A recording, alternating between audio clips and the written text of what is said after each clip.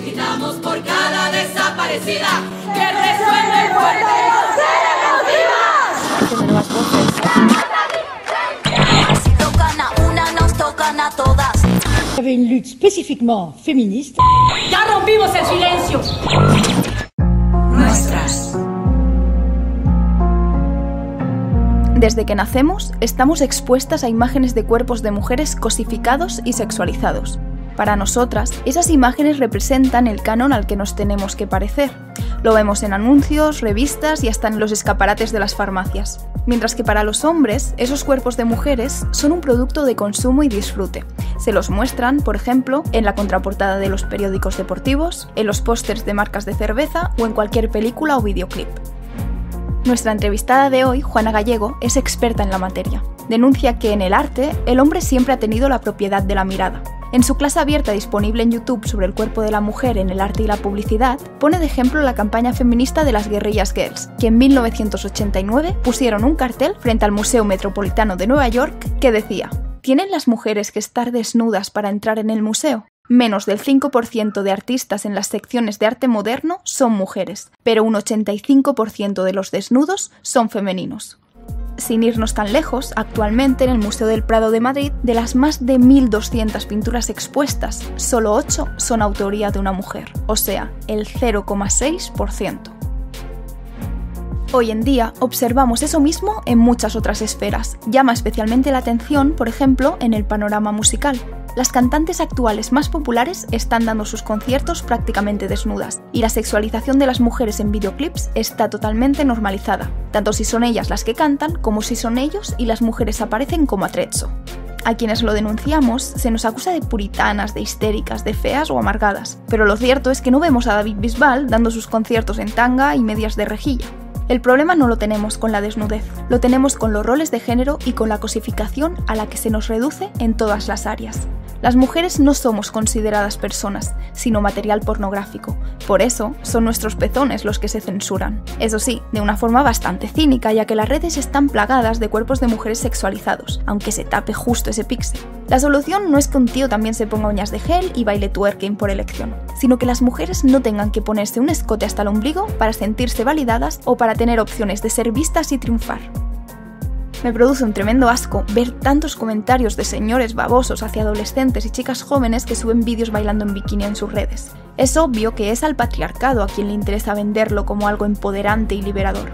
Lejos de señalarlas a ellas, denuncio toda la presión estética que hay detrás y les acuso a ellos y a la impunidad con la que escriben y demuestran su machismo, la misma con la que nos sueltan burradas por la calle cuando no vamos acompañadas de un hombre. Son muchas las empresas que se hacen de oro sustentadas en nuestra imposición de vivir por y para gustar, a costa de nuestra salud, tiempo y dinero. Bienvenidas a nuestras. Si tú no tienes vagina, no eres mujer. Si no eres capaz de traer un niño a este mundo, no eres mujer. Si no tienes la regla, no eres mujer. Si no tienes ovarios, no eres mujer. Pues ¿sabéis qué os digo? Que no tendré un par de ovarios, pero tengo un par de cojones y estoy muy orgullosa de ello. ¿Sabéis por qué? Porque a mí eso no me convierte ni en menos ni en más mujer que ninguna otra mujer en este mundo. Juana Gallego señala en sus artículos que el cuerpo de la mujer es el gran objeto de consumo actual, camuflado socialmente, eso sí, con demagogia y discursos emotivos. La maternidad y la paternidad, por ejemplo, se nos presenta como un derecho y se puede explotar a una mujer para conseguirlo. Sucede lo mismo con la mal llamada industria del sexo, que se vende como un derecho de los hombres que pagan y como elección de las explotadas. Al igual que la identidad de género, que también se nos justifica como cuestión de derechos humanos. Obviamente, detrás de todas estas realidades están las empresas interesadas que convierten la explotación de las mujeres en negocios multimillonarios. Por su parte, las farmacéuticas se lucran medicando cuerpos sanos y cada vez más centros de estética mutilan a jóvenes a quienes las imposiciones de género les han hecho creer que su cuerpo es un error. Como revela el reciente estudio de Feministas de Catalunya, en los últimos años el perfil mayoritario de personas atendidas por disforia de género ha pasado de ser hombres adultos a niñas y chicas muy jóvenes. Por ejemplo, la franja que más ha aumentado es la de 10 a 14 años, llegándose a multiplicar por 60 en el caso de las niñas. Aún así, quienes están recibiendo más protagonismo, espacio y reconocimiento mediático son hombres que adoptan y exageran los estereotipos de feminidad. siempre quise ser una niña. Yo jugaba con muñecas, las peinaba, a pesar de que tenía sobrinos y jugaban con pelota, yo nunca jugué pelota. Cuando me quedaba sola a hacer el quehacer en la casa, pues yo me ponía a hacer el quehacer y me ponía una toalla en el pelo. O sea, cosas y actitudes que nadie me enseñó. Yo observaba los estereotipos y cómo funcionaba una mujer y cómo funcionaba un hombre. Y sobre eso fui basando mi identidad y yo dije, yo quiero ser así. Me gustan los labiales, me gusta maquillar mis pestañas, o sea, yo quisiera tener mi pelo largo. A mí siempre me trasvistieron, me dijeron, tú eres niño, tienes que tener el pelo corto. Entonces, sobre esa imposición, pues yo tuve que construir una identidad que yo no sentía. Decía, pues niño, de pelo corto, me gustan las niñas, ¿no? Para no quedar mal, ¿no? Y no me golpearan o se burlaran de mí. A mí me llamaba mucho la atención los hombres, desde que me acuerdo. En muchas ocasiones, detrás de la disforia se hace evidente la homofobia de la sociedad y el corset de los roles de género. Las instituciones están avalando esta ideología y tanto centros sanitarios como escuelas están siendo guiados bajo discursos totalmente sexistas. El siguiente extracto fue publicado por un hospital infantil en colaboración con la Secretaría de Salud de México. La condición transgénero es una situación que no una enfermedad en la cual existe incongruencia o discordancia de género, es decir, la persona transgénero se identifica como del género opuesto al cual le fue asignado al momento de su nacimiento. En los niños podemos detectar señales tempranas desde los 2 hasta los 5 años, en donde los niños pueden rechazar los juegos típicos del sexo al que fueron asignados, pueden rechazar también la ropa típica de su género asignado, pueden incluso demandar que se les llame de una manera diferente y pueden preferir las amistades del género contrario al que les fue asignado. Estas conductas son muy frecuentes en los niños, pero también pueden tener persistencia, pueden ser más insistentes y si así sucede alrededor de los 7 años, podemos empezar a considerar que se trata de un niño transgénero. Entre compañeras, habitualmente comentamos que si hubiéramos vivido nuestra infancia en la época actual, probablemente creeríamos ser niños. A las que nos gustaba el fútbol, el pelo corto, las que teníamos las rodillas llenas de moratones por no querer quedarnos quietas, o las que odiábamos los vestidos y las princesas. Afortunadamente, pudimos llegar a la conclusión de que el problema no éramos nosotras ni nuestro cuerpo, sino la sociedad y sus roles, y que todo aquello que nos atraía también podía ser cosa de niñas. En la actualidad, en las redes sociales cada vez hay más cuentas de padres y madres mostrando la infancia trans de sus hijos e hijas, fundamentándose en sus gustos y preferencias a muy temprana edad, por ejemplo, los disfraces que eligen, y aunque con la voluntad de apoyarles, están respaldando peligrosos procesos físicos y psicológicos que tendrán secuelas de por vida. Si lo señalamos, se nos acusa de odiar a esos niños y niñas, cuando lo único que odiamos son los roles de género y todo el sufrimiento evitable que generan. En algunos casos, cabe denunciar también la confusión a la que se somete la infancia. Hay numerosos vídeos de bebés considerados como género fluido por sus padres y madres que, según el juguete que usan o la actitud sumisa o atrevida que muestran en cada momento, le dicen al bebé si está sintiendo como niña o como niño. A las feministas abolicionistas nos equiparan al fascismo y a la Iglesia, pero lo cierto es que es esta ideología supuestamente moderna de las identidades lo que está perpetuando la tradicional cultura del rosa y el azul.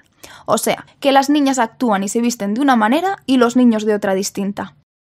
El feminismo lucha por abolir esos roles de género y que tanto niñas como niños puedan jugar con coches, muñecas, practicar baile, fútbol o lo que les dé la gana sin tener que sufrir por encontrarse con limitaciones o por haber nacido supuestamente en un cuerpo equivocado. Quienes nos acusan de transfobia son los mismos que están censurando las voces de personas trans que denuncian las graves consecuencias físicas y psicológicas que sufren y que pretenden con su testimonio proteger a la infancia. A diferencia de la ultraderecha, las feministas radicales no estamos diciendo que los hombres no puedan actuar de cierta forma o elegir ciertos accesorios o ropas. Lo que reivindicamos es que no por ello se convierten automáticamente en mujeres y que no pueden ocupar nuestros espacios como sucede en el deporte y en cada vez más áreas. Además, denunciamos la misoginia de sus argumentos y la constante violencia que recibimos por su parte. Con total impunidad nos dejan amenazas de muerte en los baños públicos de mujeres, en las calles e incluso en pancartas durante el 8M. Las figuras políticas que se supone que deben proteger a las mujeres apoyan a esos mismos que venden camisetas con el eslogan «Mata las TERF» y encima se nos tacha a nosotras como las odiadoras. A continuación se muestra un simple ejemplo de toda la violencia que reciben las mujeres feministas tanto en las redes como fuera de ellas, mientras la sociedad mira hacia otro lado. The tengo delante a ti, a la otra que os apoye, que os arrancaba los dientes con unos alicates, uno a uno, por hijas de la gran puta, porque sois más feas. Eso es lo que tenéis, unos complejos de fealdad, que yo siendo una mujer trans tengo un coño más bonito que el tuyo, más prieto que el tuyo, de por vida, y sea más bella, cariño. Mira este rostro que tú jamás tendrás en tu vida. Porque eres fea, fea, muy fea. Estoy harta de las feas que crean pseudopáginas de feminismo cuando es mentira. Cariño, feminidad, feminismo, todas juntas apoyándonos, todas somos mujeres, todas luchamos por un mismo objetivo. Vosotras queréis dividir al mundo. Sois 4 feas de mierda, 4 gordas que os metéis contra la transexualidad, contra la gente que tiene hijos por los medios que le den de la puta gana. Lo que pasa es que sois 4 envidiosas, que sois vacas, feas como tuertos, o sea, que no tenéis nada en la vida, ni económico, ni aspirar a nada, porque no tenéis ni talento. Lo único que hacéis es crear páginas de odio para poder que alguien os aplaude. 4 mongolas feas como vosotras, tratáis de uniros, pero no, cariño, no podéis. Yo soy feminista, yo sí soy feminista. Falsas feministas, que sois horribles, que yo tengo vuestra cara y me pego un tiro si tengo que vivir así. Cóndete, porque eres muy fea, pero muy fea, de verdad. Te lo dice una auténtica mujer, con un coño perfecto, que 9 de cada 10 hombres han aprobado. Lo único que le debes de pedir al mundo es que no te cruces conmigo. Porque es que si te cruzas conmigo, es que te lo juro, te meto el coche encima como un gato. Que no os merecéis vivir. Somos mejores personas que vosotras. 2, somos más mujeres que vosotras. 3, 4, envidiosas, reventadas, porque estamos más buenas que vosotras. Y es lo que hay. Estos pechos en tu vida, cariño. A todo esto, las mujeres también tenemos que hacer frente a la amenaza que suponen todos los hombres que se consideren o no mujeres quieren beneficiarse de estas nuevas leyes. Como ya alertamos las feministas basándonos en lo sucedido en otros países, a partir de ahora podemos encontrarnos a hombres en vestuarios, baños, ocupando puestos de mujeres, recogiendo sus premios y hasta violadores en cárceles de mujeres. Además, todas las estadísticas diferenciadas por sexo en cuanto a delitos, participación laboral o investigación médica que han sido elementales en la lucha por los derechos de las mujeres, a partir de ahora quedan totalmente vulneradas. Aquí a todos los hombres presentes yo les doy una idea que se me ha ocurrido y de hecho ya la he conseguido. Yo soy mujer, yo legalmente soy mujer en España. Y os preguntaréis, ¿cómo? Te dejan cambiar de sexo cada 6 meses y solo tienes que rellenar un formulario. No pasas por terapia, no pasas por nada. ¿Por qué? Porque tú te sientes del género. Tener una ley donde desventaja al hombre en la legislación, pero luego tú puedes elegir si ser hombre o mujer. Hombre, si pienso un poquito, pues quiero ser mujer, porque tiene más derechos. Y me está dando a elegir, porque yo me tengo que sentir. Y con que me sienta, ya sirve. Y si tú me discutes, te pueden multar por falta de respeto. Entonces, mucho cuidado, porque yo ahora soy mujer y tengo más poder. Pero es que ahí hay un vacío legal porque yo me siento. Soy una mujer trans, y ahora gracias a Irene Montero podré ser registrada legalmente como tal, sin necesidad de hormonación, cirugía, análisis psicológico. De hecho, no hace falta ni que me cambie el nombre. Y no hay ni un solo tipo de mecanismo que vaya a investigar si lo que digo es cierto o no, porque eso sería medicalizar y patologizar la realidad trans. El único criterio que hay es que yo me autoperciba mujer, y lo hago. Y además de eso, las casi 500 leyes que privilegian a la mujer en España, entre ellas la ley Biogen, pasarán a afectarme beneficiosamente. No tienes más que pedir hora en el registro civil y allí decir que eres mujer y firmar. Y ahora con la ley trans no hace falta que quede ningún solo hombre en todo el país. Si todos se autopercibieran mujeres, habría completa igualdad ante la ley. Así que si os da por empezar a autopercibiros como mujer, no dudéis. Nos llaman cis privilegiadas por la falacia de supuestamente aceptar el género que nos asignaron al nacer. Pero la realidad es justo la contraria. Las mujeres feministas no aceptamos nuestra imposición de género. De hecho, queremos acabar con ella desde hace siglos. Toda esa imposición de la feminidad que nos limita, nos presiona y nos daña no es nuestra identidad como mujeres, es nuestra opresión. Y el feminismo está para librarnos de ella, no para incluirla ni avalarla. Nuestras. Hoy vamos a analizar la situación del movimiento feminista de la mano de Juana Gallego, autora, experta en género y comunicación e integrante del partido Feministas al Congreso. Como les ocurre a cada vez más mujeres feministas de distintas áreas, Juana Gallego ha vivido en primera persona la censura y la caza de brujas actual. Antes de abordar este panorama, vamos a comentar algunos puntos sobre la imagen mediática de la mujer que aprendimos quienes tuvimos la suerte de ser sus alumnas en la Facultad de Periodismo.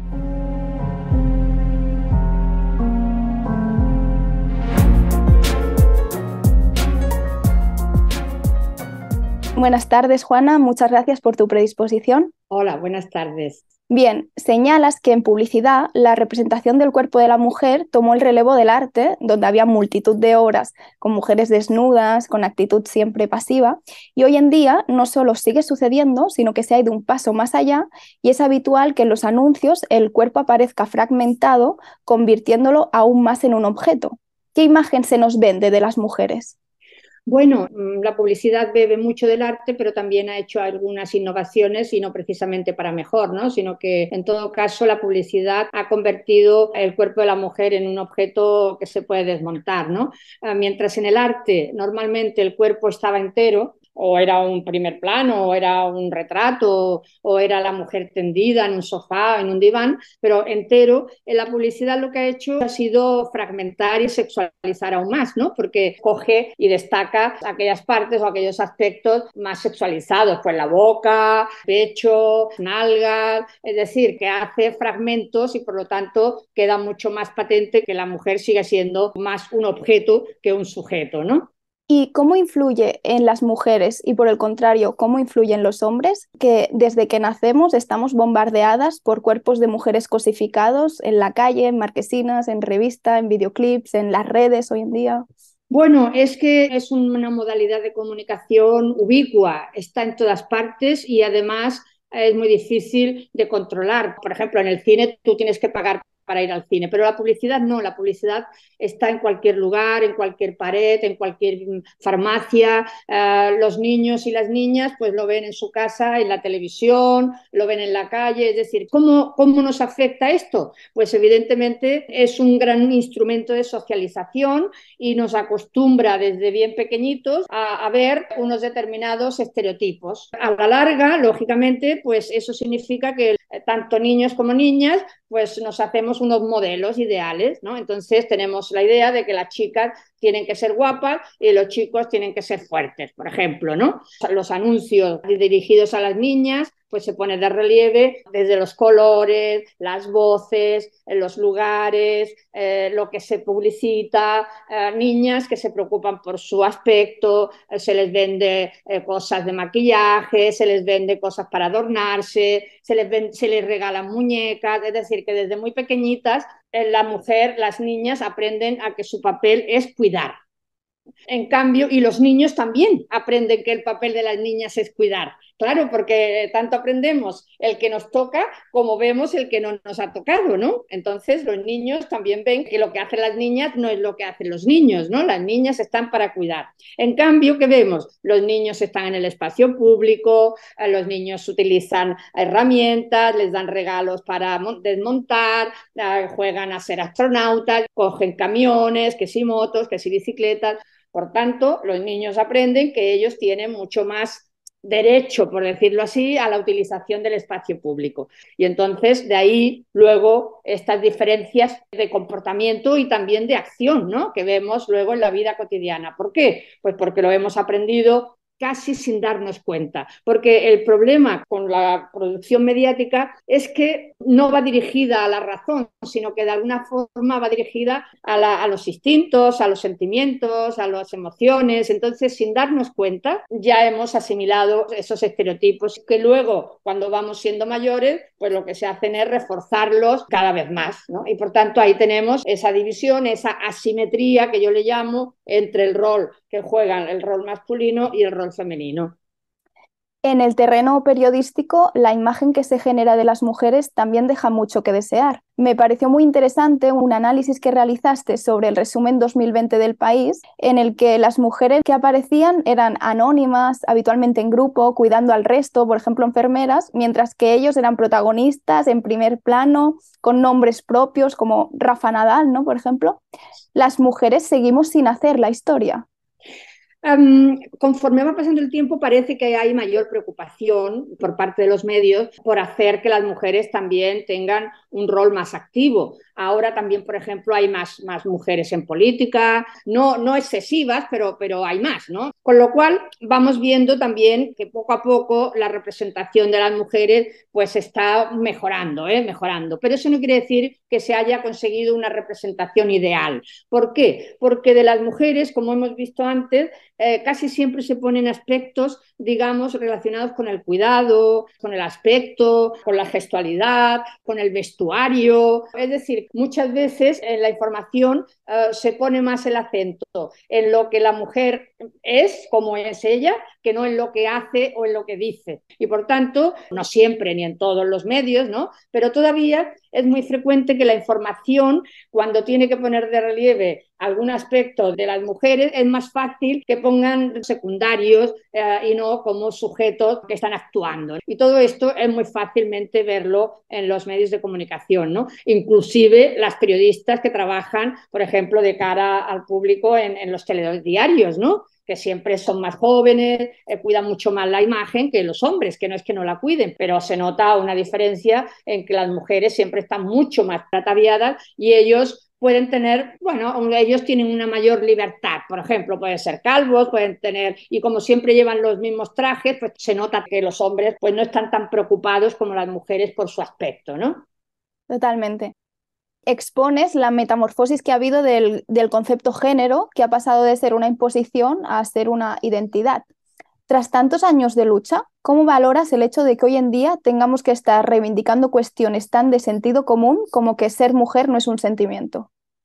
Bueno, la verdad es que este es un tema, este es un gran tema que nos tiene a todas las feministas que nos hemos dedicado a estudiar, cada una desde su lugar, ¿no? Desde la sociología, la política, el derecho, la comunicación, nos tiene realmente estupefactas.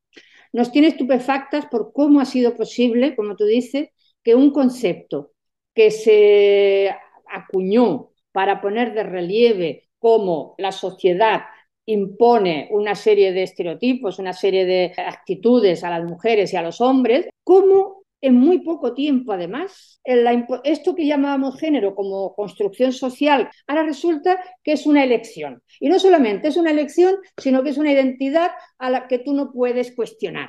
Se ha trasladado lo que es una realidad objetiva, que es el cuerpo sexuado.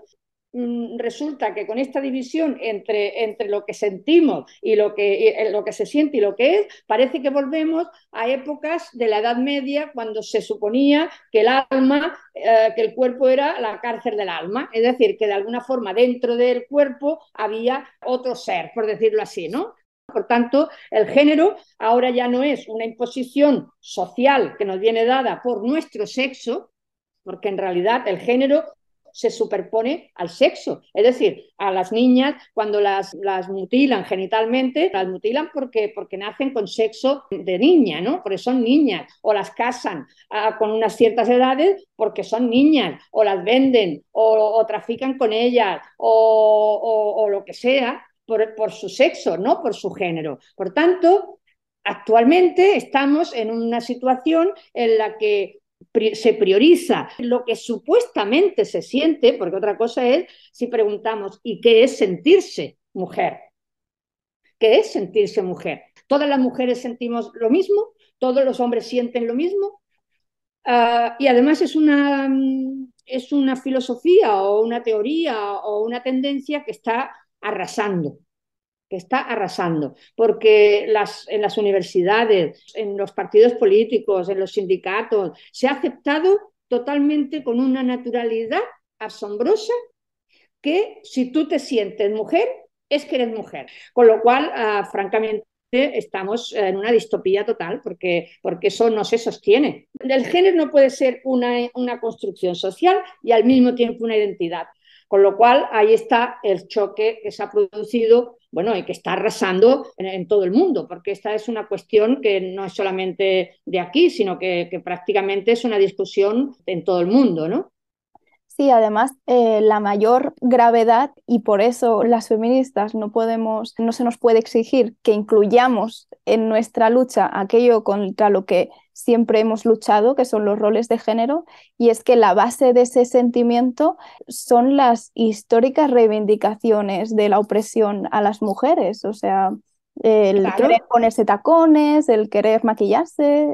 Claro, es decir, el género impuesto nos ha hecho que las mujeres tengamos que dedicarnos a estar guapas, a llevar unos determinados tipos de ropa, a tener a preocuparnos por nuestro aspecto mucho más, esa presión ambiental que hay sobre el cuerpo de las mujeres es terrible, ¿no? Entonces, ahora resulta que vienen unas personas que dicen que no, que eso no, que eso es elección y que eso es empoderante y que eso es ser mujer. Entonces la pregunta es, bueno, y si las mujeres hemos estado luchando contra esos estereotipos porque creemos que han sido motivo de opresión y de subordinación de las mujeres, entonces ahora resulta que tenemos que aceptar esa subordinación. Es decir, que rompe toda la teoría feminista que se ha elaborado hasta el momento.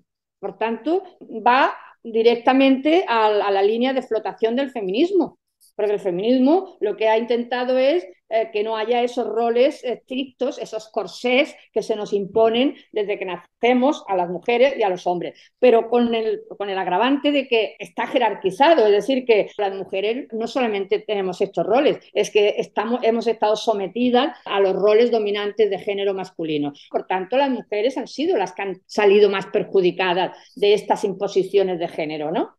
Ahora que se nos quiera imponer, pues francamente rompe totalmente, porque las que no nos hemos puesto tacones, las que no nos hemos pintado las uñas, pues resulta que pasa que no somos mujeres, ahora son más mujeres, ahora ser mujer es ponerse tacones, pintarse y llevar, no sé, el pelo largo, ¿no? Todo eso son estereotipos. Entonces, resulta que hay que reforzar lo que nosotras hemos considerado opresión, hay que reivindicarlo como identidad. Eso no tiene solidez, eso no se sostiene, y eso las feministas pues no podemos aceptarlo porque va en contra de todo lo que hemos luchado a lo largo de 300 años de historia.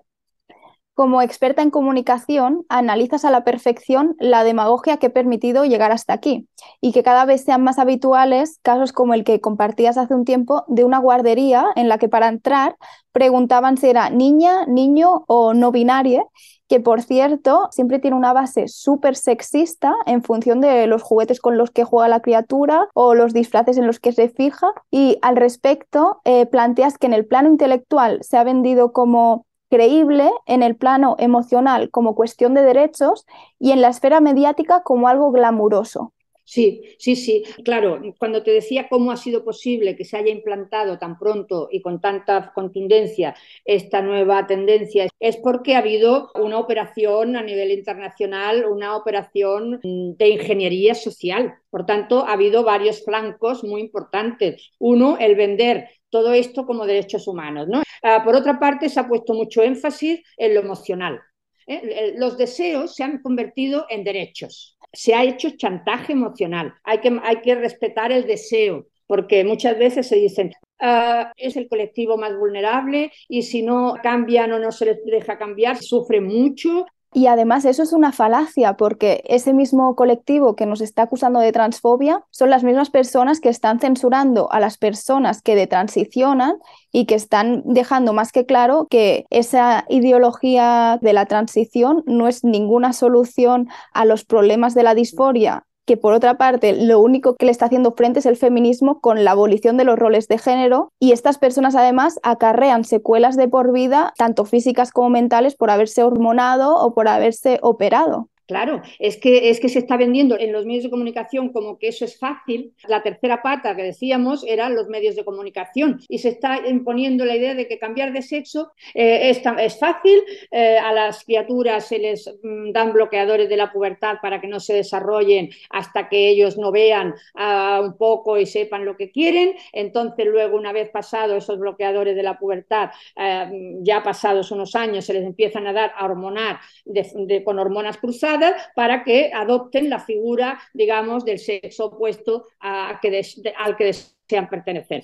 Pero ni se sabe los efectos de los bloqueadores. Bueno, hay estudios que empiezan a circular, pero se está haciendo todo sin estudios de los efectos secundarios que tienen los bloqueadores de la pubertad. Pero está claro que tomar bloqueadores de la pubertad te dejan el cuerpo mucho más infantil durante más tiempo. Entonces, no se desarrollan bien todos los órganos porque están parados, están bloqueados. Entonces, cuando se empiezan a desarrollar, pues no sabemos qué efectos van a tener en los huesos, en la estatura, si va a haber problemas, yo que sé, de infertilidad. Es decir, no se sabe, todo eso se está haciendo de manera totalmente a ciegas, sin estudios rigurosos de lo que se está haciendo. Eso por lo que respecta a las infancias trans, que yo no creo en que existan las infancias trans, porque no es una identidad con la que tú ya nazcas, es una asunción de que a ti te gustaría ser del otro sexo. Pero la pregunta es, ¿por qué? ¿Por qué estás a disgusto con tu cuerpo? Vamos a explorarlo. ¿A qué relaciones te has visto sometida en tu vida? ¿A cuáles han sido las relaciones que has establecido con las personas de tu entorno, tus padres, tus hermanos? ¿Me entiendes? Es decir, vamos a explorar por qué estás a disgusto con tu cuerpo. Eso para empezar, vamos a indagar un poco. Bueno, pues todo ahora eso se considera que no, que es transfobia y que tiene que ser totalmente afirmativo. Si la criatura dice que se siente una niña, pues hay que decirle que es una niña. Y si la criatura dice que es un niño, pues que hay que aceptarlo como niño, aunque dentro de 5 años ya hayan cambiado de opinión. Porque una criatura no puede tener madurez suficiente para decidir a ciertas edades lo que quiere de por vida, porque esas transiciones son de por vida y no sabemos con los efectos. ¿Qué pasa con los que transicionan? Pues que se arrepienten, que ven que lo que les prometían de que iba a ser la felicidad a sus dificultades, que no negamos que haya sufrimiento, es decir, el sufrimiento, la disforia, la sensación de malestar con el cuerpo que existe, y eso no lo va a negar nadie, ¿no? El tema es que hay que buscar, hay que analizar. Hay personas que luego dicen, bueno, ¿pero qué he hecho yo con mi vida? Las hormonas no me han dado la felicidad que pretendía, o la operación que me han prometido no ha funcionado como se esperaba. ¿Por qué? Porque los medios están planteando todo esto, ya te digo, como si fuese muy fácil todo, como si todo el mundo, pues mira, cambiara de sexo y como el que cambia de chaqueta, y eso no es verdad. Hay un proceso duro. Y hay además personas que han detransicionado que lo explican y para ellos les han destrozado la vida y no pueden volver atrás. No, es irreversible, porque una chica que se corta los pechos, que a los que le estirpan el pecho, esos pechos no vuelven a crecer. O si una persona se hace una determinada operación de vaginoplastia o de faloplastia, pues eso no se puede volver a cambiar. Pero claro, como todo el mundo está diciendo que eso es un derecho humano y los derechos humanos no se cuestionan y que las feministas estamos en contra de las personas trans, pues claro, la gente se cree eso, pero en realidad las feministas no estamos en contra de nadie. Lo que cuestionamos es los conceptos que se están imponiendo. Esos son inventos, construcciones. Tú formas parte de un grupo humano que tiene una fisiología o formas parte de otro grupo humano que tiene otra. Ahora bien, ¿que tener un sexo significa que tenga que determinar nuestra vida eternamente? Pues no, el sexo simplemente es que nuestro cuerpo es diferente y punto. Una mujer puede aspirar a lo que quiera teniendo su sexo como tiene, y un hombre que le gusta maquillarse, pues que se maquille, que le gusta ponerse, yo qué sé, zapatos de tacón, pues que se los ponga, pero eso no le convierte en mujer. Por tanto, volvemos a lo mismo, se están reforzando los estereotipos, convirtiendo esos estereotipos en algo elegible, en algo empoderante, en algo que a las mujeres que nos han oprimido ahora resulta que hay que reclamarlo como identidad. La sociedad yo creo que ha perdido un poco el norte o la capacidad de razonar, porque no te puedes autodeterminar el sexo, como no te puedes autodeterminar el color de la piel, o no te puedes autodeterminar la fecha de nacimiento, o no te puedes autodeterminar la altura. Hay cosas que no se pueden elegir. Entonces, el sexo parece que sí. Claro, y no es que lo denunciemos porque queramos meternos porque sí con sus deseos, sino por la invisibilización y la usurpación de espacios que ello supone. Me has hecho recordar al discurso aquel que dio el presidente de la FIFA, que es un señor rico y suizo, en las que declaraba de forma como emotiva sentirse catarí, sentirse africano, sentirse incluso discapacitado y trabajador migrante, y en aquel momento obviamente todo el mundo se escandalizó y lo denunció y le recriminó el racismo, por ejemplo, en sus palabras. Pero, sin embargo, cuando la cuestión se trata de sentirse mujer, pues parece que las mujeres no importamos. Cualquier hombre que diga que se siente mujer, eso sí que es lo más natural del mundo, y si denunciamos la misoginia que entraña, es que las feministas estamos en contra de todo el colectivo trans. Sí, es muy raro, porque nadie, por ejemplo, diría, no, es que yo me siento una persona negra. Pues claro, la gente diría, bueno, sí, pero tú te sentirás muy negra, pero a ti no te van a pasar las discriminaciones, o no, ¿me entiendes? Porque por mucho que tú te sientas negra, tú eres blanca, ¿no? Por lo tanto, es que sentir no tiene nada que ver con lo que son nuestros cuerpos, con lo que es la realidad material.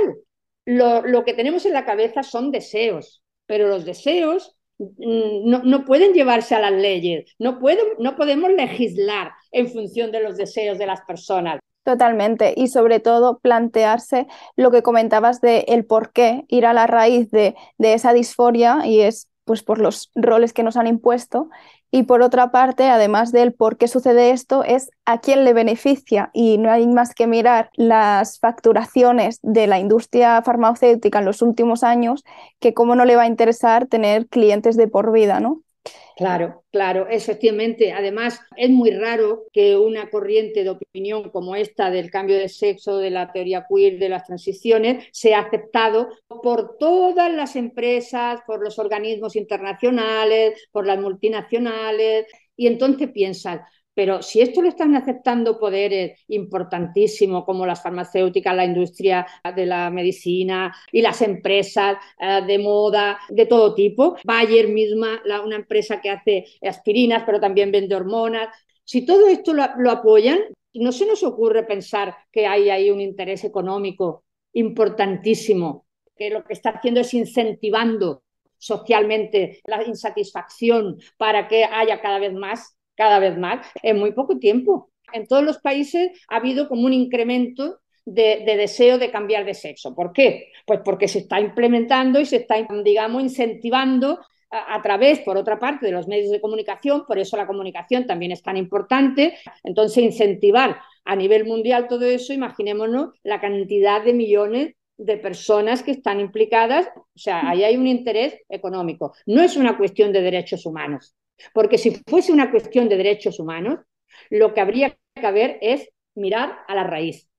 Y además que no podemos hacer ningún tipo de cuestionamiento, ¿no? Eso es lo que no podemos aceptar, que no se nos oiga, que no se nos escuche, que no se atienda a los razonamientos que se están dando. Hay muchas mujeres que están estudiando con mucha profundidad los cambios que se están haciendo en las escuelas, cómo está afectando a la educación esto del transgenerismo. Hay personas que han hecho estudios a nivel legal, es decir, que hay mujeres que están dando argumentos y razones para decir que esto es un despropósito, que a saber qué consecuencias sociales va a tener a nivel mundial, ¿no? Qué catástrofe va a ser, porque va a haber cada vez más chicos y chicas a los que se les desgracie la vida para siempre.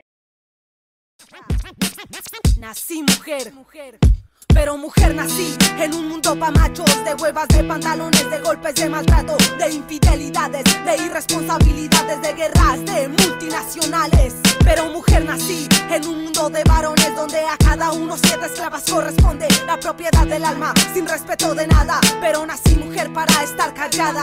Mujer nací, según el mundo, para asearlo, para saber cocinar y los hijos criarlos, la labor doméstica y los ojos cerrados, limitada la vista al perímetro privado, característica el silencio, la sensibilidad, el llanto como solución, amor incondicional a todo en cuanto hiera, amar, refutar, aguante máximo, porque mujer nació para aguantar, buscar la voluptuosidad, asegurar la venta, el éxito es un marido que mantenga, y libertad se entenderá como poder trabajar haciendo de modelo, presentadora de farándula, y nada más que saber callarse, porque según muchos el chisme es lo mejor que ya saben. Pero mujer nací ¿Cómo viviste el episodio de censura en la Universidad Autónoma de Barcelona? Tanto, por una parte, el boicot que hizo el alumnado a tu clase, que por cierto fue tachada como basura transfoba, cuando precisamente el contenido era lo que hemos estado conversando al inicio de la entrevista sobre la imagen de la mujer en la publicidad, que para quien quiera verla está en YouTube, en el canal de Confluencia Movimiento Feminista. Como por otra parte, la lamentable respuesta de la universidad tras tantos años como docente, que para quien no lo leyera, en su comunicado se escudaban en que ellos abrazaban muchos feminismos y que sentían que tu clase no hubiera despertado el interés acusándote a ti de ello. Sí. Bueno, la verdad es que hace ya he preferido pasar página, ¿no? Pero la verdad es muy lamentable y esto es un síntoma. O sea, no, lo que me pasó a mí simplemente ha sido un síntoma de lo que estaba pasando en el resto de la sociedad, ¿no? Es decir, hay gente que ya considera que no se pueden cuestionar determinados planteamientos y entonces yo, que he escrito lo que he considerado oportuno, pues he seguido escribiendo y posicionándome públicamente en los medios, ¿no? Tanto en las columnas que escribía como en mi propio blog. Eso no les gustaba a las alumnas del máster porque ya partían de la base de que yo tenía unos planteamientos inaceptables para ellas y sin saber lo que yo iba a explicar, ni lo que iba a hablar, ni lo que iba a decir, decidieron que yo, no es que no valiera lo que yo iba a decir, es que ya no dieron opción a que lo dijera, porque yo no di ninguna clase, ¿me entiendes? Con lo cual, es una censura previa, es algo que a esta persona no la vamos a ir a escuchar porque no es aceptable, pues no le damos la oportunidad de escucharla y que y vamos a explicar, yo estaba dispuesta a hablar, a explicar lo que hubiera que explicar, pero como ya no te dan la oportunidad, por tanto, no quieren discutir, no quieren debatir. Yo defiendo unos determinados conceptos. No estoy diciendo que las personas trans no tengan que vivir, por supuestísimo que todos tenemos derecho a vivir, ¿no? Vamos a dialogar, vamos a hablar, en lugar, pues no, anticipadamente han decidido que tú no eres una persona válida, porque lo que yo planteo en mis columnas no es discutible. Entonces, claro, llega un momento en que es una censura directa, en que queda afectada la libertad de expresión. No solamente la libertad de expresión, también la libertad de cátedra, que la libertad de expresión y la libertad de cátedra están recogidas en la Constitución y un profesor, una profesora tiene derecho a utilizar la cátedra según sus reflexiones y según lo que esa persona considere adecuado de explicar en su clase, con lo cual se están conculcando dos derechos. Pero si tú le preguntas si estáis a favor del derecho a la libertad de expresión, te dirán que sí, que están totalmente a favor de la libertad de expresión. Pero entonces yo no tengo derecho a la libertad de expresión, yo no puedo expresar mis ideas a través de medios de comunicación, los que sean. Hay una contradicción absolutamente insalvable e inexplicable. Y por tanto, como yo sé que yo no incumplía no entraba en ninguna contradicción, sino que siempre he defendido con coherencia mis planteamientos, pues la verdad es que a mí afectarme, hombre, me molesta que unas alumnas ni siquiera tengan la dignidad, no sé, la honestidad de decírmelo a la cara, por ejemplo, ¿no? De ir a la clase y discutirme mis planteamientos, pero ni siquiera tienen la honestidad de hacerlo, ¿no? Sino que ya no van y por tanto no tienen que discutir, no tienen que hacer ningún debate, ¿no? Entonces a mí no me dio la gana de quedarme callada y de irme a mi casa porque me hubiera podido ir venir a mí, bueno, me voy a mi casa y las alumnas no vienen, no doy la clase, pero pues no me dio la gana. Y a partir de ahí creo que se abre por una parte un cierto debate. A mí me da la sensación de que no es que yo haya abierto el debate, por supuesto, pero sí que creo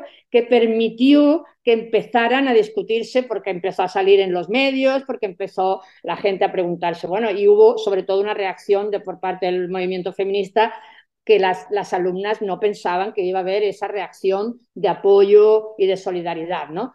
O sea, se vieron totalmente sorprendidas. Y eso está ocurriendo cada vez, y no solamente me ha pasado a mí, les ha pasado a muchas otras personas en otros países y en varias de aquí. Ahora pues han prohibido la presentación de varios libros.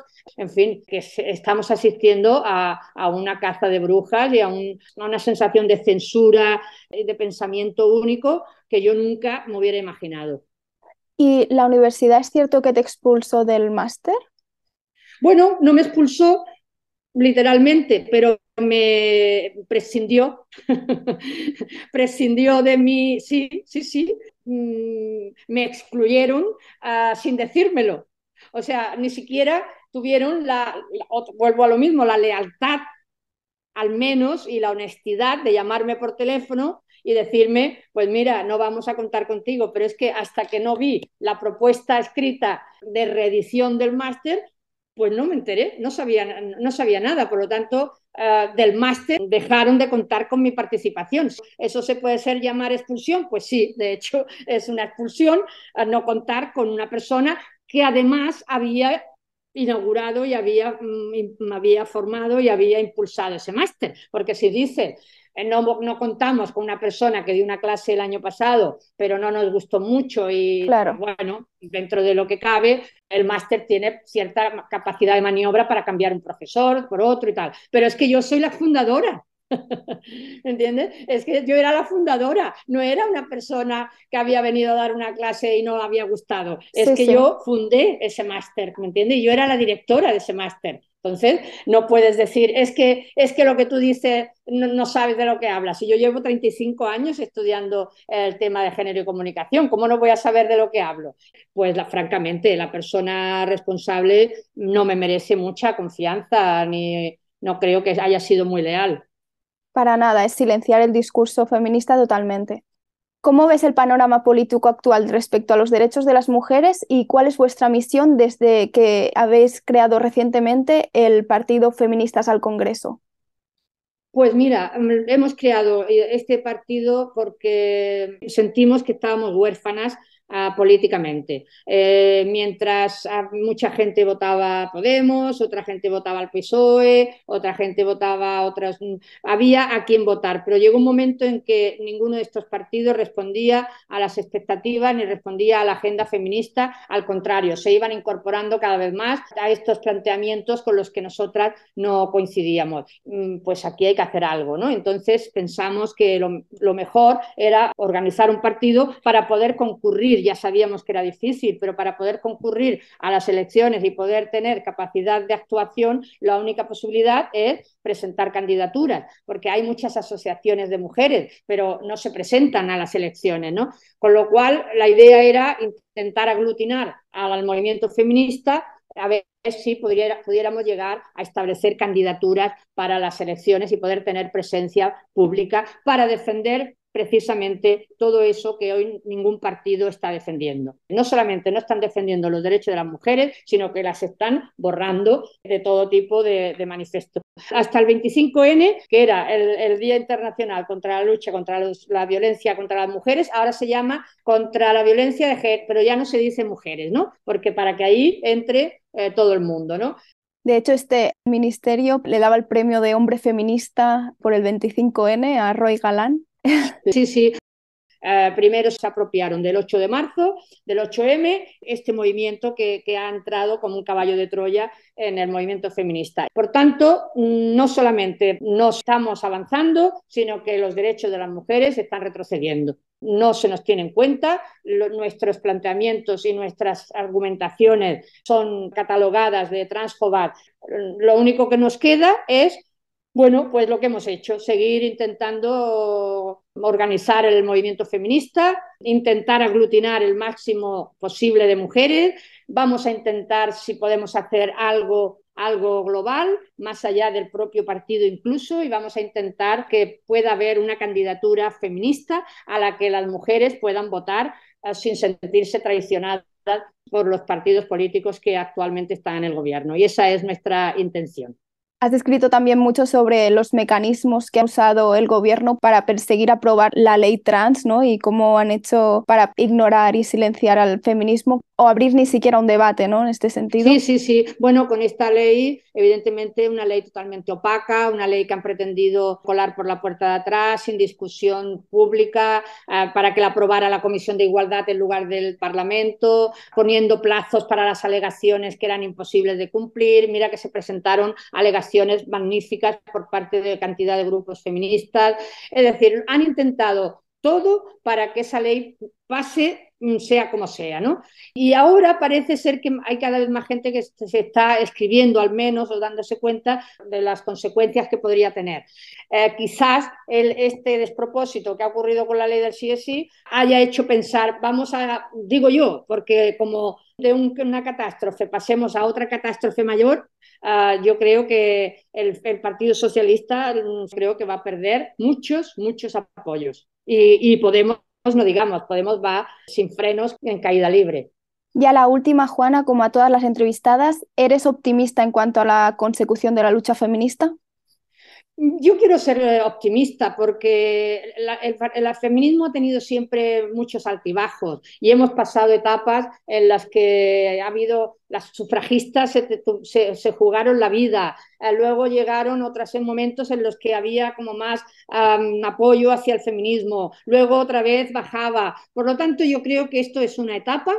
Estoy convencidísima, de verdad, estoy convencida de que esta tendencia transgenerista pasará, porque no tiene consistencia ni intelectual, ni científica, ni académica, no tiene consistencia, no se puede decir que cada uno elija el sexo que quiera, porque eso es imposible, y por tanto yo creo que pasarán unos años, quizás no sé cuántos, pasarán unos años y esto caerá por su propio peso. Ahora bien, el daño que haya causado a mí me parece que será irreparable, pero quiero ser optimista y además quiero ser optimista porque hay recambio generacional. Hay chicas muy jóvenes, como tú y como otras muchas jóvenes, que están en primera línea y yo las veo en las manifestaciones, las veo escribiendo, las veo pensando y hay mujeres muy jóvenes, muy capacitadas y muy feministas que yo creo que van a coger el testigo de las mayores y van a seguir la lucha y aunque ahora estemos en un momento difícil, estoy convencida de que poco a poco y que llegará su momento y yo estoy convencida de que el feminismo no decaerá. Volveremos, quizás ahora estamos en un momento de bajón, pero yo creo que acabaremos, al menos batallita, creo que acabaremos ganando. Pues muchas gracias, Juana, por tu inspiración, por tu impulso. He intentado hacer que fuera lo más breve posible porque es súper denso el tema, la verdad. Sí, es que esto es interminable. Hay tantísimas cosas de las que hablar que no acabaríamos nunca. ¿Este sábado estás en la manifestación? El sábado sí que iré. Si estás allí, nos vemos. Pues nos vemos. Muchas gracias. Hasta el sábado. Vale, adiós, hasta el sábado. Vamos, que nada nos detenga, la lucha continúa, la victoria espera. Vamos, que mujer representa la vida, el argumento, el amor y la fuerza. Vamos, que nada nos detenga, la lucha continúa, la victoria espera. Vamos, que mujer representa la vida, el argumento, el amor y la fuerza.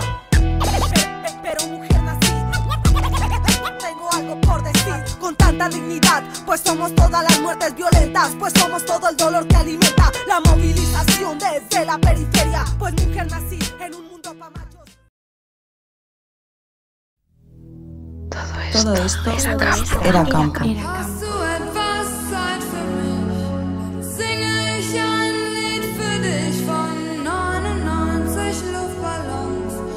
Y hoy, en nuestra sección Todo esto era campo, junto con nuestra compañera Xenia Castillo, conoceremos algunos datos alrededor de las políticas de identidad de género.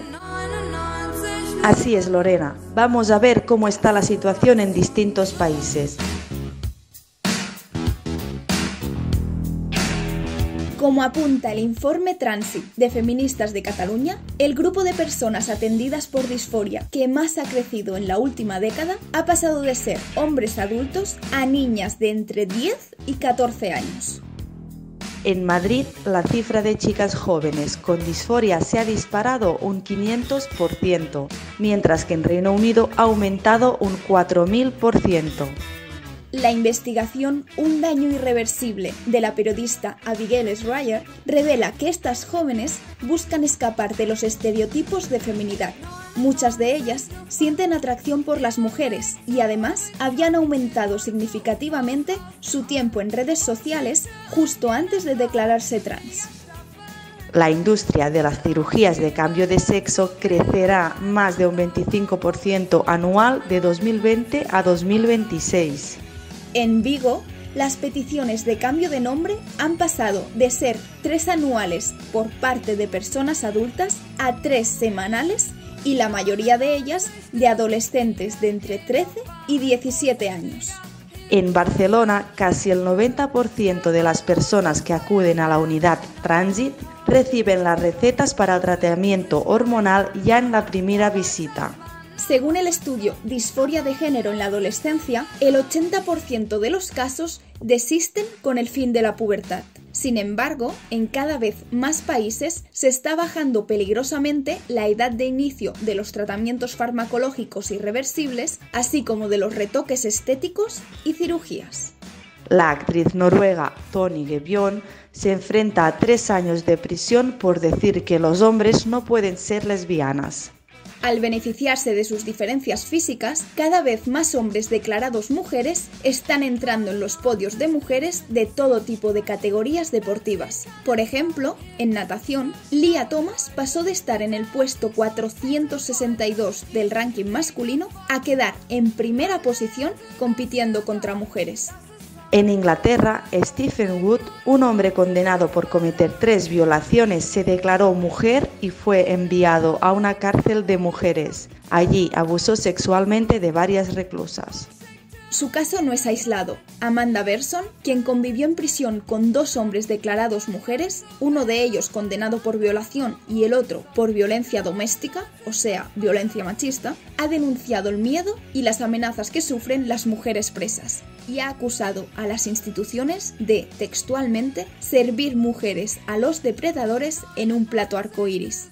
La ex reclusa reveló que estos hombres caminaban desnudos por el área de duchas comunitarias, claramente excitados. Confiesa que ella llegó incluso a tomarse pastillas anticonceptivas por el miedo a ser violada.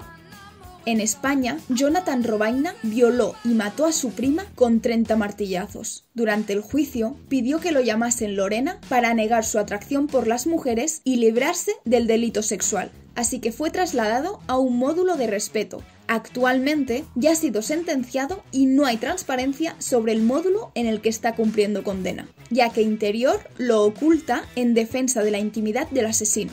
Como en su caso cometió el crimen antes del cambio de sexo, no consiguió modificar la resolución. Sin embargo, quienes cometan un delito después del cambio constará como autoría de una mujer, alterando así las estadísticas diferenciadas por sexo y vulnerando las medidas sobre violencia machista. Según la BBC, el 48% de los presos que se declaran transgénero en Inglaterra son criminales sexuales. Entre 2019 y 2022, más de 500 agresores sexuales cambiaron su nombre en Escocia.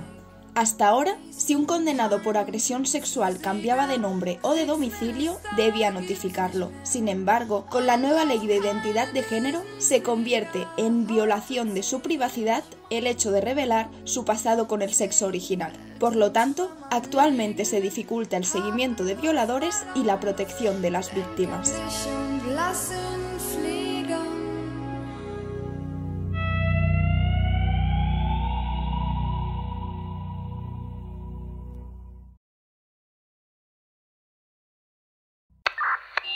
Megáfono libre. Y en esta ocasión hemos salido a la calle con nuestro megáfono libre para que mujeres feministas de distintos países nos contesten a una misma pregunta. ¿En qué cuestión o temática te gustaría que la sociedad pusiera más el foco? Creo que la impunidad y el abuso como más sistemático por parte, bueno, como chilena y hablando un poco de lo que está pasando en Chile, la policía está violando a nuestras compañeras, desapareciendo, matando a nuestras compañeras y no solo, o sea, si te arrestan, te hacen desnudarte, hacer cuclillas, humillarte.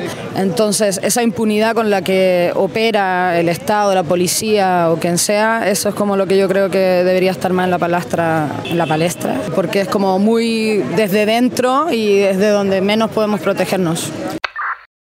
Por ejemplo, las generaciones de ahora que se han criado con el porno, es que las veo que tienen mucho peligro y creo que de las cosas más importantes en las que se debería de enfocar es sobre todo la coeducación y bueno, la pornografía, la abolición de la pornografía y que realmente es la escuela de la violación. Y no es casual que las violaciones en manada estén aumentando tan exponencialmente con el porno y bueno, de hecho ahora en estos últimos días las visitas a páginas porno específicas con ucranianas habían aumentado una barbaridad.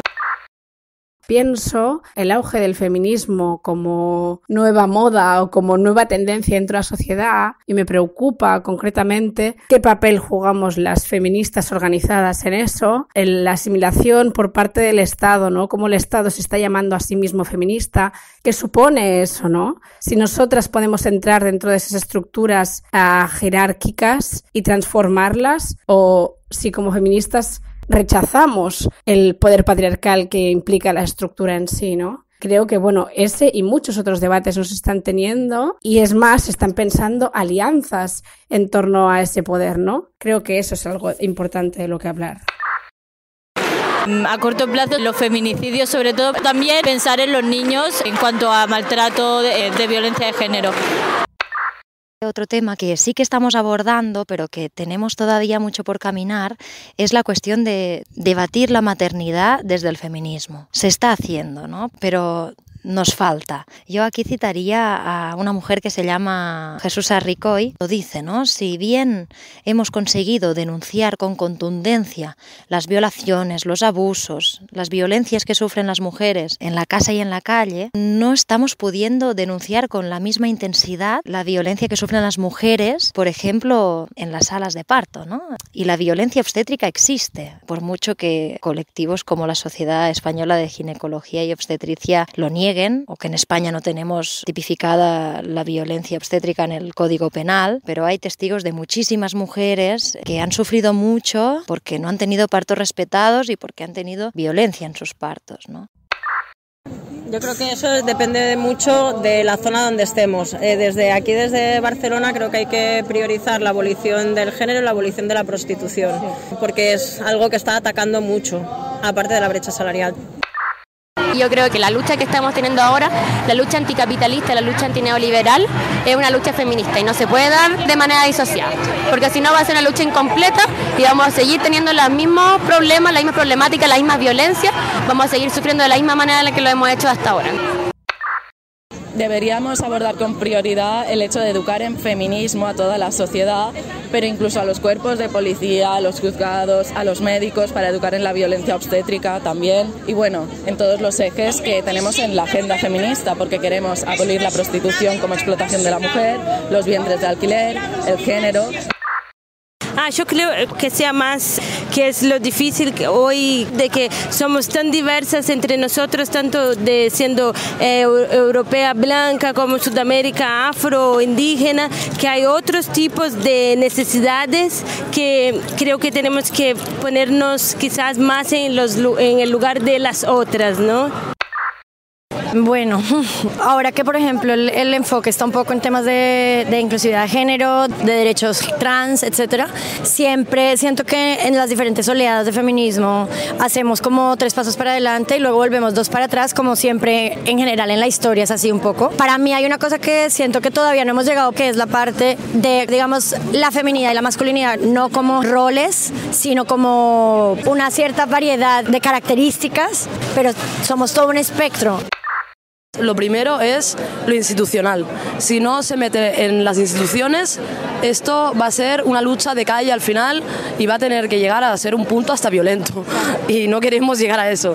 Entonces, o empezamos a concienciar a las instituciones a nivel de tejido organizativo, incluso sindical, a pelear por eso, o esto no va a dar ningún paso adelante. Vamos a seguir reivindicando cosas de los años 60. Considero que aparte del nivel institucional falta trabajar excesivamente en el tema educacional, todo lo que comportan los valores feministas y la igualdad dentro de la sociedad.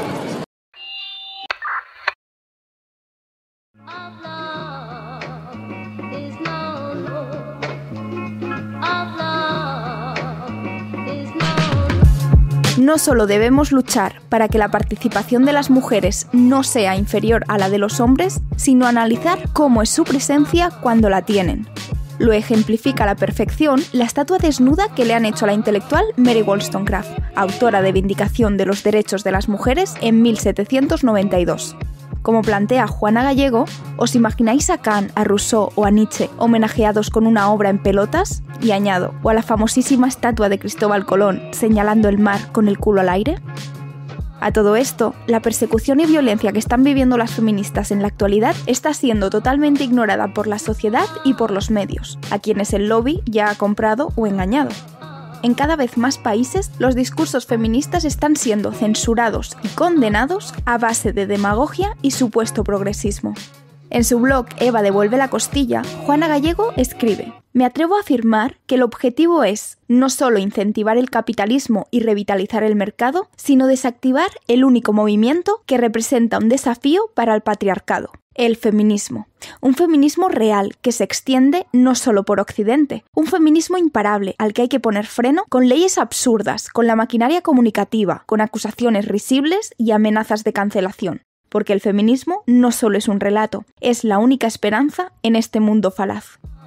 Cabe recomendar también su reciente novela Muere una mujer y Feminismo en Vena, recopilatorio gratuito con sus artículos de la última década.